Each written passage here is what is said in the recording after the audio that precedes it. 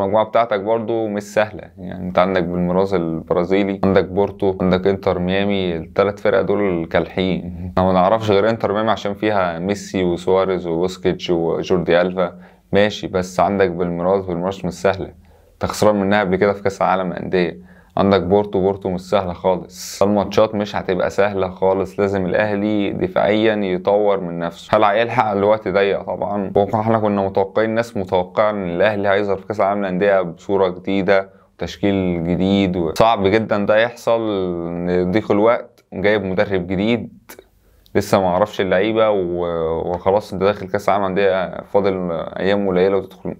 مفيش تجديد في خطة الأهلي. الأهلي هيلعب بنفس الطريقة اللي كان بيلعب فيها في الدوري المصري. بس الفكرة ان انت بقى لازم دفاعيا تطور، من لازم تعرف تدافع. متعرفش تظبطها ازاي بقى، بس دي بقى انت وطريقتك. لازم تظبط دفاعيا، تعرف تدافع وتدافع منظم. دفاع ما تعتمدش برضو ايه على نص الملعب. لازم ال 11 لعيب يعرفوا ينظموا نفسهم دفاعيا، ارتدوا في الهجمات. تعال نشوفوا بقى كل التوفيق للأهلي في كأس العالم للأندية، ويعمل حاجة كويسة لينا، يعني قدم أداؤه. أهم حاجة تظهر بصورة كويسة، يعني انت سيبك توصل ما توصل، تلعب كورة، ما تروحش تبقى زي منتخب مصر 2018 رايح تدافع متظهرش بصورة ولا تهاجم.